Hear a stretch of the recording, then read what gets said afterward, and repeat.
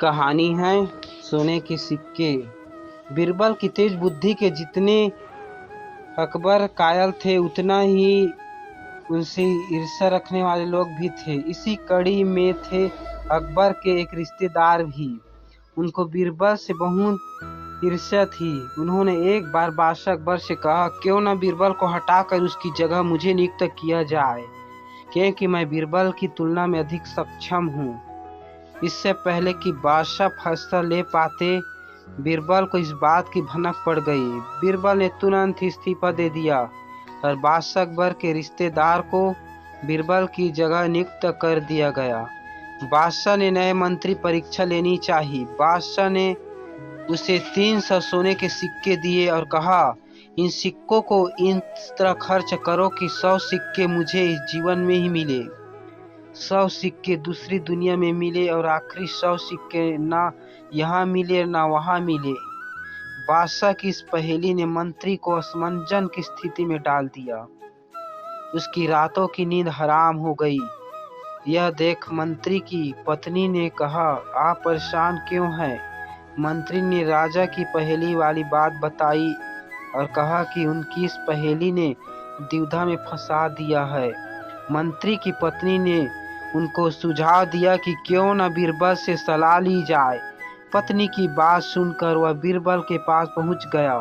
बीरबल ने सारा किस्सा सुना तो कहा कि तुम मुझे यह सोने के सिक्के दे दो, बाकी मैं संभाल लूंगा।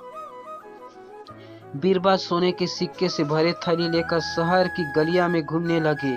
वहां उसकी नजर एक अमीर व्यापारी पर पड़ी जो अपने बेटे की शादी का जश्न मना रहा था। बीरबल ने 100 सोने के सिक्के निकालकर उस व्यापारी को दे दिए और कहा, बादशाह अकबर ने तुम्हारे बेटे की शादी की शुभकामनाएं आशीर्वाद स्वरूप यह 100 सोने के सिक्के भेंट दिए हैं।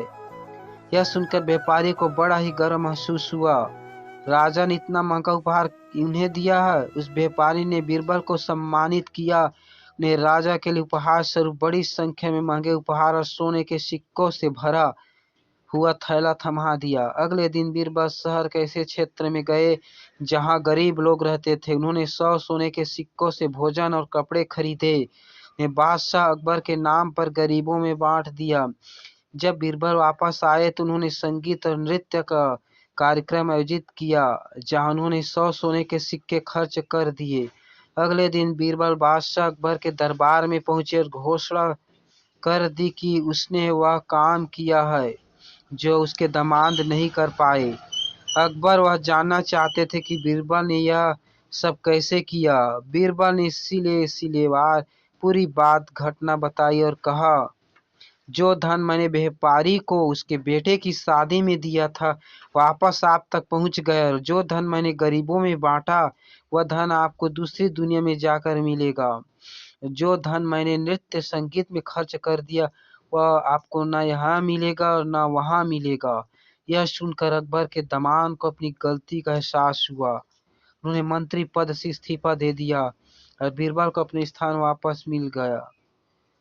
कहानी से शिक्षा, दान में खर्च किया गया धन ईश्वर के आशीर्वाद में परिवर्तित हो जाता है, उसका फल हमें जरूर मिलता है, जबकि ऐशो आराम गलत उद्देश्य से कार्य में खर्च हुआ पैसा किसी काम का नहीं होता।